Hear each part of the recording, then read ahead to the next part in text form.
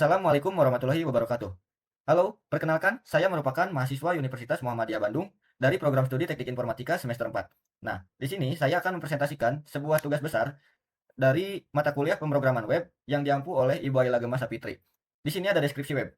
Jadi, Ares PlayStation merupakan aplikasi berbasis web untuk digitalisasi penyewaan konsol dan aksesori gaming.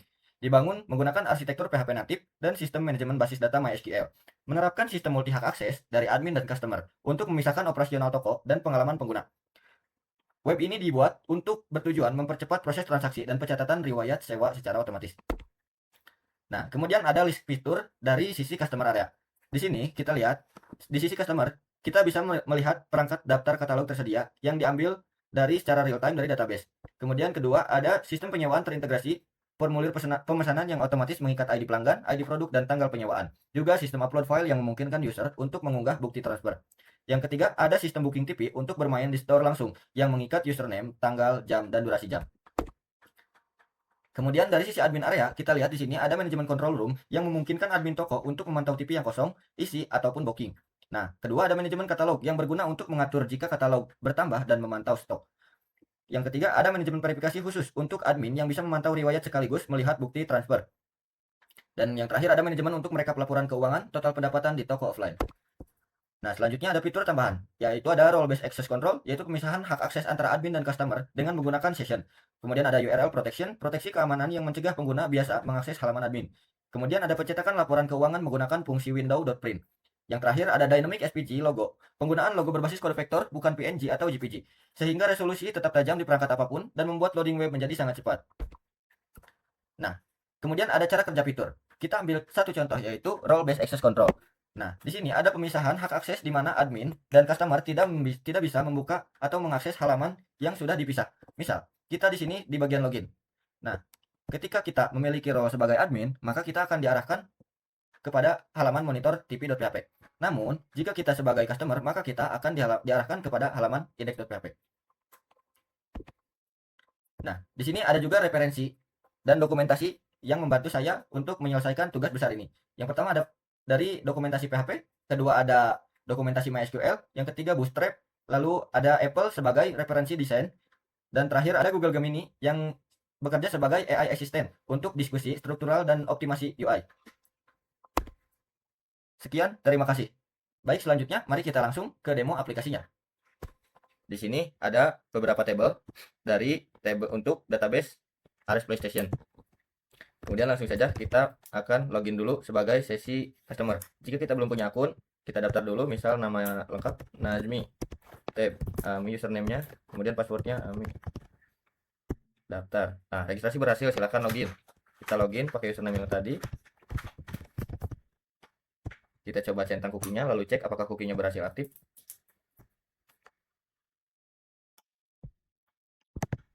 Nah, jika kita cek di sini, kukinya berhasil aktif dengan user role-nya yaitu customer. Kemudian di sini merupakan tampilan katalog utama dari Ares PlayStation. Nah, di sini ada fitur pencarian. Kita bisa mencari, misal kita ingin mencari aksesoris, kategori aksesoris dan konsol dengan hanya menampilkan misal hanya ingin controller PS5 dan VR headset. Misal kita cari controller dan VR. Kita cari misal. Nah, keluar ya. Jadi terlihat ada 3 yang muncul di sini. Jadi menangkap dari nama masing-masing katalog yang ada di bagian home. Nah, selanjutnya kita coba sewa produk. Misal kita akan menyewa controller PS5. Kita sewa hari ini. Misal kita upload bukti pembayaran dulu.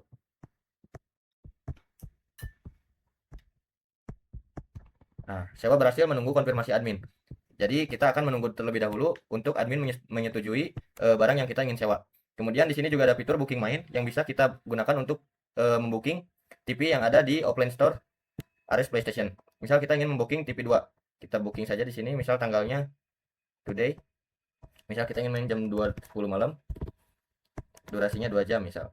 Konfirmasi. Nah, booking berhasil, silakan datang ke Ares PlayStation. Jadi kita sudah bisa membooking di sini. Lalu kita cek di bagian katalog di bagian halaman admin. Kita login sebagai admin. Nah, kita cek terlebih dahulu apakah kukinya aktif.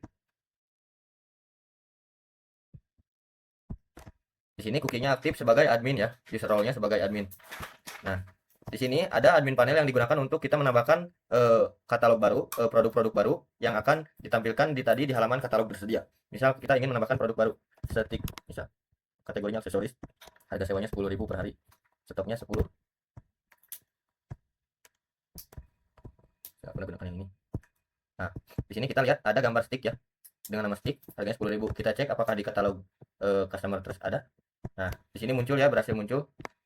Jadi akan ditampilkan secara real time di bagian halaman katalog customer. Nah, di sini kita bisa ada halaman control room untuk kita mengontrol ruangan di offline store.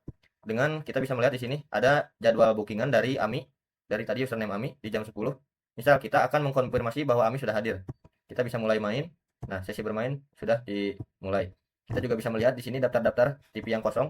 Nah, ketika kita selesaikan, maka admin akan bisa melihat total harga yang dibutuhkan untuk Ami membayar sebesar 20.000. Jadi per jamnya 10.000.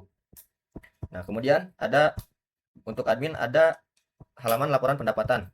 Di sini kita bisa merekap total pendapatan dengan menjumlahkan semua total pendapatan yang datang ke offline store. Kemudian kita juga bisa mencetak laporannya. Bisa kita membutuhkan laporannya untuk hard file-nya, kita bisa cetak. Kemudian kita ke fitur verifikasi yang ada di admin. Nah, kita bisa tadi melihat bahwa Ami ingin menyewa controller PS5. Kita bisa setujui. Nah, jika disetujui, maka data produk controller PS5 ini yang tadinya 4 akan berkurang sebanyak 1 produk. Baik, mungkin cukup sekian dari saya atas presentasinya. Apabila ada kekurangan, mohon dimaafkan dan saya berharap bisa mengembangkan lebih jauh aplikasi web Ares PlayStation ini. Terima kasih.